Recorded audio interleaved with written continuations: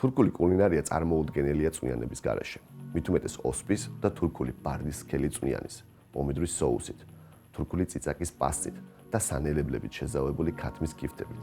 ცხელი არომატული წვნიანები მათი დღის დასაწყისიც გია.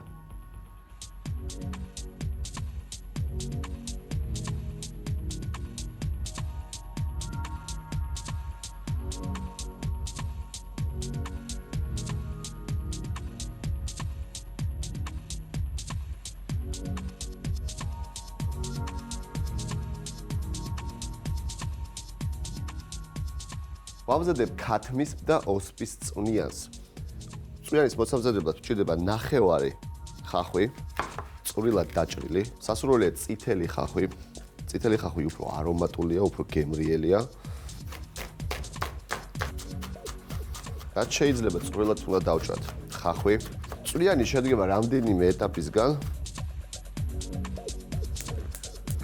პირველ რიგში დავუბრაწავ ხახვს და ნიორს, შემდეგ დავუმატებ ტომატის და წიწაკის პასტას.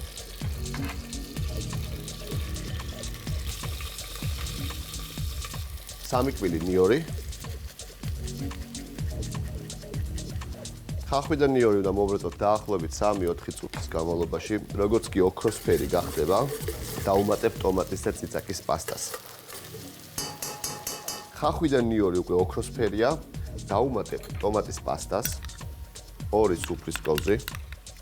თურქულ სამზარეულოში ძალიან ხშირად იყენებენ წიწაკის პასტას. ეს არ არის ცხარე წიწაკის პასტა, ეს არის ბულგარული წიწაკის პასტა. წყალს დავუმატებ. ტომატის პასტა და წიწაკის პასტა კარგად უნდა გაიხსნას ერთმანეთში. ცოტა წამოდუღდეს, არომატი გაუღვივდეს. აუცილებლად დაბალი ცეცხლი. როგორც კი წიწაკის პასტა და ტომატის პასტა დაიწყებს დუღილს, ჩავყრიბ თურქულ ბარდას. თურქულ ბარდას დიდი ხანი უნდა მოხარშვა, ამიტომ ეს უკვე წინასწარ მაქვს მომზადებული, ასევე ოსპი. ამ წვნიანს ძალიან მოუხდება თურქული ბარდაც და ოსპიც. კარგად ამოურევ. დავუმატებ წყალს და დაველოდები ოსპის მოხარშვას. ერთხელაც კარგად ამოურევ. და გადავალ შემდეგ ეტაპზე. დავიწყებ ქათმის ქიფთის მომზადებას, ანუ ბურთულები. ქათმის ფილე უნდა იყოს კარგად დაკეპილი.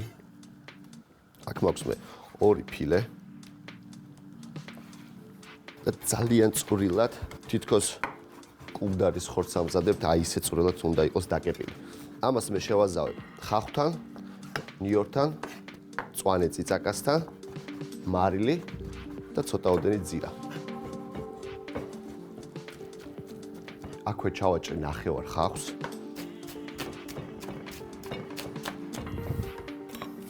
სამკვილ ნიორს.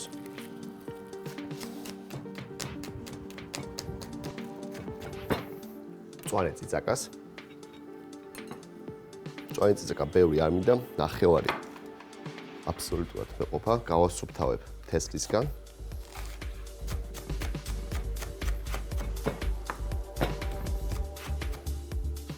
მოვაყრე ძირას. მარილს გემოვნებით. და კარგად დავკეპო. ქათამი შეგიძლიათ ხორცის საკეპ მანქანაშიც გაატაროთ, მაგრამ დამიჯერეთ, ასე უფრო გემრიელი გამოვა.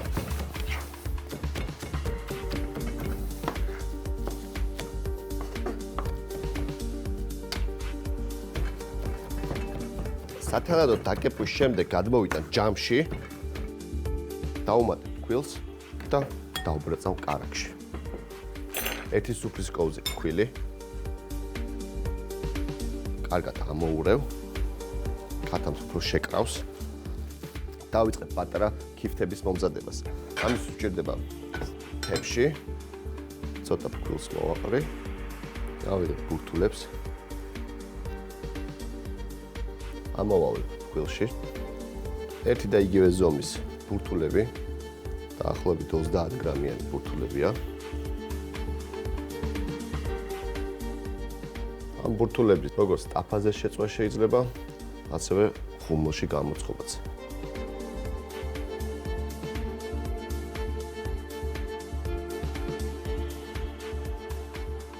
ქათმის ბურთულები მზად არის, შემიძლია უკვე შევწვა. ამისთვის გვჭირდება ტაფა, ცოტა კარაქი, ცოტა ზეთი. კარაქი მჭირდება დაახლოებით 50 გრამი და მაგდენივე ზეთი.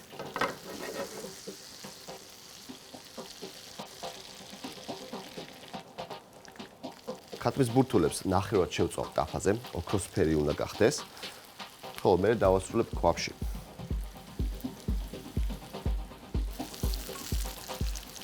როგორც კი ცოტათი მოიბრაწება, ამოვატრიალოთ. თანაბრად უნდა იყოს შემწვარი ყველა მხრიდან.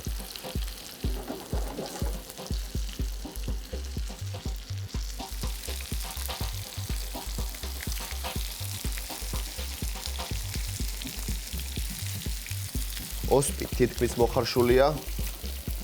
ეხლა ცეცხლს უნდა დაუწიო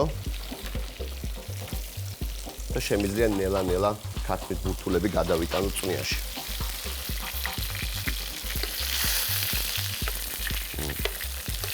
ძალიან კარგი წვნიანი გამოვა. ცეცხლი დაბალზე და დაველოდები კიდევ 15 წუთს.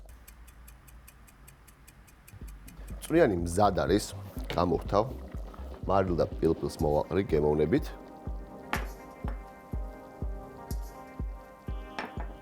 არომატი აქვს ძალიან კარგი. ამოურევ. და გადმოვიღებ თეფშზე.